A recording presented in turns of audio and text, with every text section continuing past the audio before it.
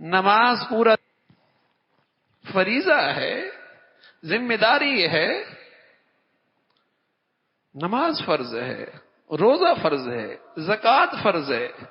اولاد کی صحیح دینی تربیت تعلیم یہ بھی مسلمان ماں باپ پہ فرض ہے.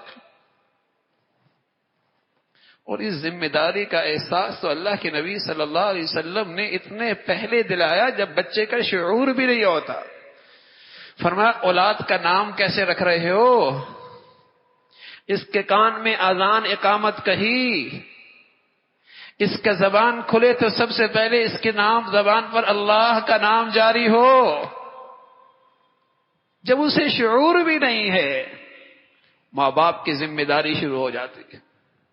اور رسول اللہ صلی اللہ علیہ وسلم نے فرمایا 7 سال کا بچہ تمہارا نماز کا ایسا عادی بنے، 10 سال میں تنبیہ کرو کہیں ایسا نہ ہو، اللہ نہ کرے تمہارا مسلمان بچہ بلوغت کو پہنچے نماز رہ جائے گی، اسلام سے رشتہ ٹوٹ جائے گا. یہی معصوم بچے ماں باپ کتنا اہتمام کرتے ہیں، کتنا اہتمام کرتے ہیں. لاکھوں بچے سویرے سویرے اسکول کے دروازے پہ کون پہنچاتا ہے؟ باپ پہنچاتا ہے، ماں پہنچاتی ہے. باپ پہنچاتا ہے، ماں پہنچاتی ہے. 3 سال کی عمر کا ہے، 4 سال کی عمر کا ہے. لاکھوں بچے اسکول کے دروازے پہ باپ پہنچاتا ہے، ماں پہنچاتی ہے. پہنچا رہے ہیں، لیکن بدقسمتی ہے آج انہیں اللہ کہہ رہا ہے، اللہ کہہ رہا ہے، اللہ تلقین کر رہا ہے، اللہ ذمہ داری ڈال رہا ہے کہ تمہاری اولادیں تمہاری ذمہ داری میں ہیں، انہیں اچھا مسلمان بناؤ. وہی بچے لاکھوں کی تعداد میں ماں باپ کے اہتمام سے اسکول کے دروازے پہ ہیں. بتائیے فجر کے وقت کتنے وقت مسلمانوں کے بچے مسجد میں ہوتے ہیں؟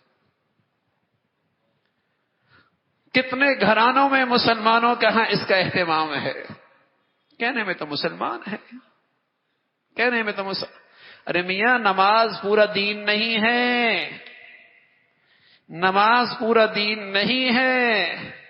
یہ تو دین کا ایک حکم ہے اور ایمان کے بعد سب سے بڑا حکم ہے. جب میری اولاد میں وہی نہیں ہے تو بقیہ مسلمانی کہاں ہوگی؟ شرم و حیا کہاں ہوگی؟ سچائی اور امانت کہاں ہوگی؟ اسلامی اخلاق اور قدریں کہاں ہوں گی؟ سنت کی عظمت اہمیت کتنا ہوگی؟ بقیہ باتیں تو بعد کی ہیں، اسلام کا یہ بنیادی فریضہ ہی کوئی نہیں. اللہ کی طرف سے پیغام ہے قُوا انفسکم واہلیکم نارا. ایمان والو تم ایمان لا چکے ہو، تم آج اور کل کی زندگی بھی ایمان رکھتے ہو، تمہارا جنت جہنم پر ایمان ہے، تم اللہ کی معرفت رکھتے ہو، پھر اس کی عظمت اس کے حکم کو پہچانو نا. ایمان لا چکے ہو، تم نے کہا ہے آمنت باللہ، اللہ پر ایمان لائے ہو. والیوم الآخر، تمہارا ایمان ہے آخرت کی زندگی پر، تم تو ایمان والے ہو. اللہ نے تمہیں اولاد دی ہے تو اس اولاد کے سلسلے کی ذمہ داری ہے ماں باپ پر. یہ فریضہ ہے، فریضہ. عجیب نقشہ ہے گھروں کا، عجیب زندگیاں ہیں. نہیں سوچا جاتا کن درسگاہوں میں بھیج رہے ہیں، نہیں سوچا جاتا میری بچیوں کا اٹھنا بیٹھنا کن لوگوں کے ساتھ ہے، نہیں دیکھا جاتا. ایسی بدقسمتی ہے، باپ یہاں ہے، ماں یہاں ہے اور بیٹی 7 سمندر دور بیٹھی ہے. بڑی غیرت، بڑی جرت ہے، بڑی جرت ہے، 7 سمندر دور بیٹھی ہے.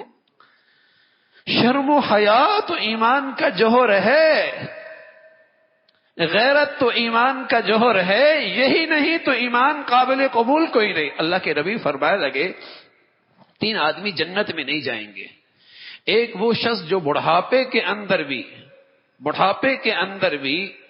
میں بھی شراب پیتا، دوسرا وہ جو ماں باپ کا نافرمان ہے، اور تیسرا فرمایا دیوس آدمی جسے اپنے گھر والوں کے شرم و حیا کی فکر نہیں، کہاں جا رہا، کس سے مل رہا ہے، کس سے کہاں اٹھنا بیٹھنا ہے. شرم و حیا ہی کوئی نہیں، ایمان کا رہا. لیکن جن درسگاہوں میں میری بچیاں بچے جا رہے ہیں وہاں تو شرم و حیا کا بیج مارا جا رہا ہے، بیج مارا جا رہا ہے۔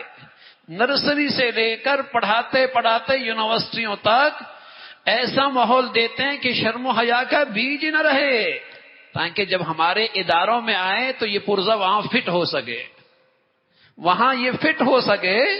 جب یہ ہمارے ملکوں کے اندر پرزے تیار ہو کے آ جائیں تو انہیں اجنبیت نہ لگے، اس لیے کہ بیج مر چکا ہے، اجنبی انہیں ماحول نہ لگے۔ کہنے میں تو یہ ادارے بھی مسلمانوں کے ہیں، کہنے میں تو یہ سوسائٹیاں بھی مسلمانوں کی ہیں، کہنے میں تو اولادیں بھی مسلمانوں کی ہیں، لیکن اللہ اور اللہ کے رسول کے ایسے بڑے احکامات میرے بچوں کی زندگیوں میں یوں جرت کے ساتھ پامال ہو رہے۔ رسول اللہ صلی اللہ علیہ وسلم فرمانے لگے کل امتی معافن الا المجاہرین، میری ساری امت عافیت میں رہے گی، میری ساری امت عافیت میں رہے گی، میری ساری امت کی معافی ہو جائے گی، ہاں جو ڈنکے کے چوٹ کھلے عام علی الاعلان اللہ کی نافرمانی کرتا ہے اللہ انہیں عافیت سے محروم کر دے گا، ان کے لیے عافیت نہیں ہے، پھر ان کے لیے راحت و آرام نہیں ہے۔ جو کھلے عام ڈنکے کے چور جرت کے ساتھ اللہ کی نافرمانی کر چھپ کے گناہ کر لیا، اکیلے کر لیا، تنہائی میں کر لیا اور دل میں شرمندگی آ گئی، کریم مولا معاف کر دے گا، کریم مولا معاف کر دے گا۔ چھپ کے کیا، بشری تقاضے سے مغلوب ہو گیا، بھول ہو گئی، ندامت آ گئی، کریم مولا معاف کر دے گا۔ ارے پھر کر لیا پھر معاف کر دے گا، پھر کر لیا پھر معاف کر دے گا، لیکن یہ گناہوں پہ جرت یا اعلان، گناہوں کو اسٹیٹس بنا لینا، گناہوں پہ فخر کر لینا، یہ اللہ کے غضب کو دعوت دینا۔ پھر ایسے گھرانوں میں اور ایسے سوسائٹیوں میں اور ایسی زندگیوں میں عافیت نام کی چیز ہی کوئی نہیں رہتی، پھر ایسی زندگیوں میں عافیت نام کی کوئی چیز نہیں رہتی۔ اولاد اللہ کی بڑی نعمت ہے اور بہترین زمین ہے سرمایہ کاری کرنے کی، بہترین زمین ہے سرمایہ کاری کرنے کی۔ دکانوں میں سرمایہ کاری کرتے ہیں، کارخانوں میں، فیکٹریوں میں، زمینوں پہ نفع آئے گا، سرمایہ کاری کر رہے ہیں۔ ارے اولاد کی شکل میں اللہ نے جو نعمت دی ہے بہترین زمین ہے سرمایہ کاری کی، اسے تعلیم صحیح دیجیے، تربیت صحیح کیجیے، اس میں اسلامی شاعر کی عظمت اہمیت بٹھائیے، یہ وہ سرمایہ کاری ہے، اس کا نفع آپ کو کھربوں سال آئے گا، اس کا نفع کھربوں سال آئے گا۔ مسجد بنا دی صدقہ جاریہ ہو گیا، دینی ادارہ بنا دیا صدقہ جاریہ بن گیا، کوئی اور نیک کام کر بیٹھے صدقہ جاریہ بن گیا۔ اللہ کے نبی نے فرمایا جس نے نیک اولاد دے دی نا اور نیک اولاد چھوڑ دی، جب تک وہ زندہ رہے گی ماں باپ کے لیے صدقہ جاریہ، یہ بڑی سرمایہ کاری ہے۔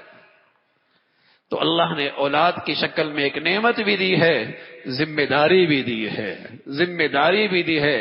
انہیں ان تمام اسباب سے، ان تمام راستوں سے، ان تمام گمراہیوں سے، تمام بدیوں سے، تمام بے حیائی کے نقشوں سے اپنے بچوں کو بچائیے، یہی انہیں جہنم کے آگ سے بچانے کا راستہ ہے۔